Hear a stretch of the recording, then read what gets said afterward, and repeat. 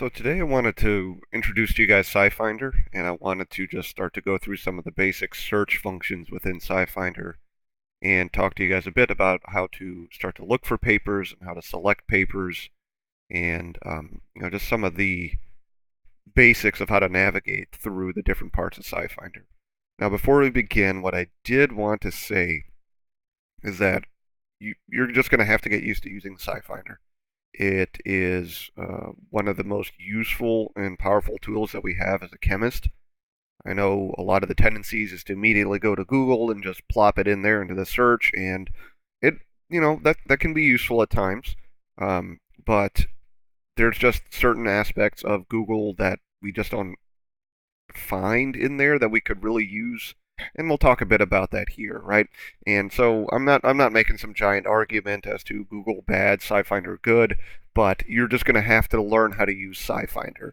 And as we go through these videos, I'll show a couple of specific things that I know you can't for sure do in Google that you'll have to use SciFinder for. But anyway, we'll discuss that at a different point.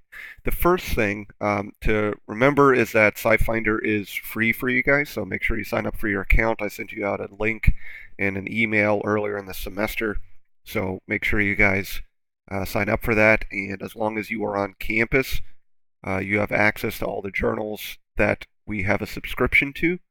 And if you're off campus, you can VPN into the campus network, and then you should have access to the stuff there. Okay. So if you're trying to do this off campus, it's going to give you error messages and all that kind of stuff. Just keep that in mind. But once you first log in, you're going to see a screen like this. On the left-hand side, this is how we can navigate the different functions within SciFinder. We're going to stick to the references part up here for today, specifically to the research topics. And then as we go through, we'll look at some of the other parts over here for you guys to do.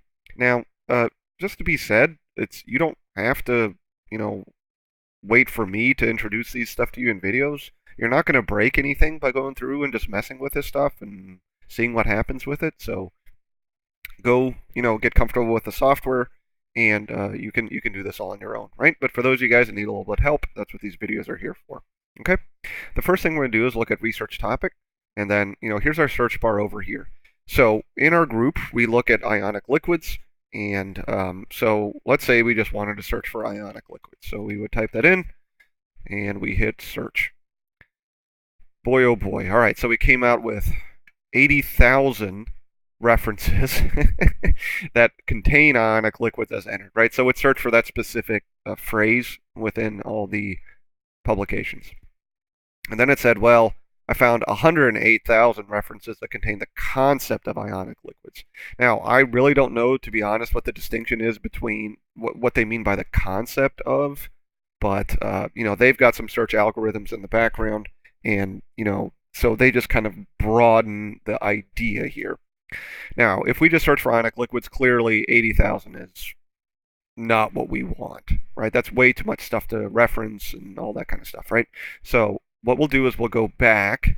You can hit the back button here, but up along the top, it's going to pop up your string that you go through of what you searched and what you clicked on. So you can always click here, and it'll take you back to where you started, right? So let's take a look. Ionic liquids. Let's take a look at physical. Wow. Spelling is hard. Okay. One thing that we're always interested in is the physical properties of ionic liquids, okay? Now, for this video, I'm really trying to get you guys to start to search for how you will start writing a review, or how you'll start doing a literature review for your paper or your presentation that you need to do, or for your poster, right? So the goal here is to get you guys to find some papers that you can read so you can start to become knowledgeable on ionic liquids, all right? So we're looking for ionic liquids, and we want to start looking at physical properties because that's a lot of the work that we end up doing, right? So let's type in this there, and then let's hit search, and let's see what we come up with, okay? So one reference, that's, did I misspell something? Physical properties, okay. Doesn't look like I did. That's all right, so we'll go down here. 3,000 references, that's not too bad, right? Let's click that. All right, and so we'll come up with something here, okay? And first of all, let's take a look here, right? If you take a look at the top, You see it's starting to walk us through the different things that we did, right? If I click here, it'll take us back to the search, and then I can click back here at the top, it'll take us back to the screen that we were just at, right? So you don't have to keep hitting the back button here. Now, do we want to search through 3,000 articles? Well, not necessarily, right? So let's take a look real quick here. If you take a look on the left-hand side, right now we can analyze things by the author's name. This is useful for us. What you just start to notice is which authors are kind of have the most references with them. McFarlane, Rogers, Watanabe, Seddon. You'll start to notice some of these names pop up over and over and over again. That's something to pay attention to, right? Off the top of my head, Robin and Kenneth here, right? These are some of the big names in ionic liquids. Certainly McFarlane is also there, but you'll start to see some of the important people start to crop up within the area of research that you're interested in, okay? So if you wanted to go just look at Robin's stuff, you could click on there and it would pop up, you know, his work that he's been doing, okay? But that aside, let's take a look at all these 3,000 here. Well, here's the name of the article, right? This is the authors there, right? And there's the journal that it comes from, right? On the right-hand side, there's some options we have over here, and one of the most important options is going to be here, citing references, okay? So let me talk just a bit about what it means by citing references. So when you publish a paper, right, we hope that it's going to be impactful in the sense of you are describing a new compound or a new test, or you found a new property or something like that. And the more important your discovery is, right, the more game-changing, so to speak, right, then the more people are going to look at your work and find something to build off of it or advance it or describe it or something like that. And when they do that, right, they're going to cite your work and say, based off of the work of the whatever group, right, based off of the work of the Hillisheim group, for instance, right, we have discovered or we have advanced, you know, the properties of ionic liquids. And so they will cite back to the paper that you originally published with that. The point being this, right, some of the most highly cited papers are usually where we want to start our searches. I'm not saying that just because, like in this specific instance here, this has 0 citing references, right, I'm not saying that there isn't good work here, or these aren't good authors in the science. I'm not saying that. I'm just saying, like, overall and over time, certain journals and certain articles become more prevalent in the field than others. Okay, that's all I mean. So it's not a statement on the importance of the specific authors, right? All right, but anyway, so what we want to do as we begin is let's look for citing references. Alrighty. So if you go by sort by citing references, what you'll see happen here is now the top paper here got cited 3,000 times. That's a pretty darn important paper.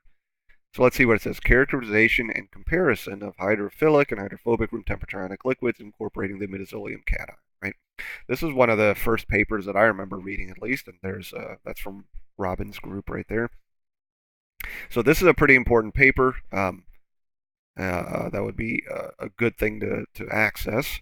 Let's keep looking here, right? Influence of chloride, water, and organic solvent on the physical properties. There's Ken's work. Ionic liquids as electrolytes.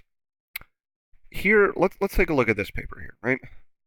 And you'll see I have it kind of pulled up in the background too here, right, if you're paying attention. Now, so what I'm seeing here is when I begin a search, I always kind of look for this journal here. Chemical Reviews is what it's called. Now, a couple of things about the journal. Chemical Reviews, think of it kind of as a Cliff's Notes of what's going on in the field.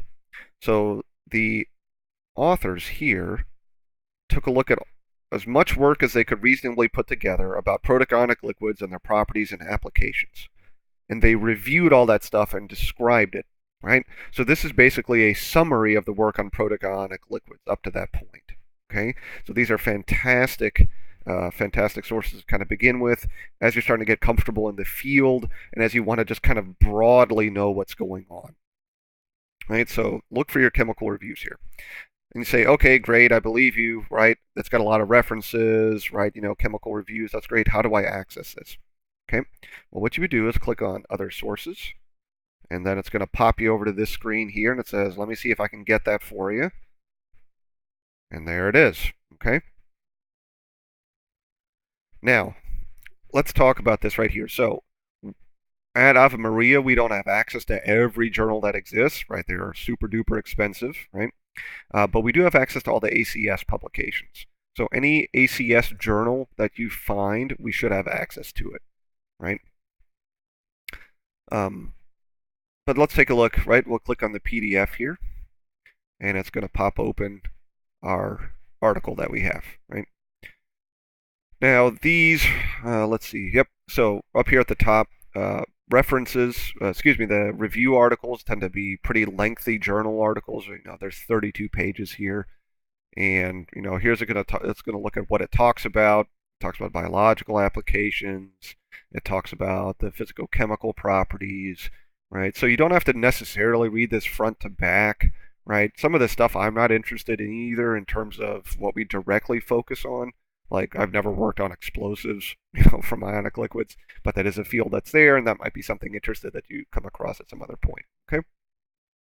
So here's kind of a great article for you to begin with and kind of read through. I've read through this one several times, and just kind of take a look at some of the different properties they discuss in here, the tests that they do on ionic liquids, the properties that come out of them, the abbreviations that they use, the things that scientists in this field are interested in, right?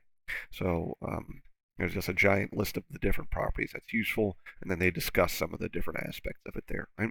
So I would highly recommend that you find this article. You can follow the steps that we did in this video. You can download this one right here if you click that, or even better, if you have your Zotero account linked or your Mendeley account linked to your browser, then there should be a button for you up here that says, I use Zotero, but you can save it to that, and then it should pull this article automatically into your reference list. Okay, so that's all I wanted to cover in this video, and I will talk to you guys in the next one.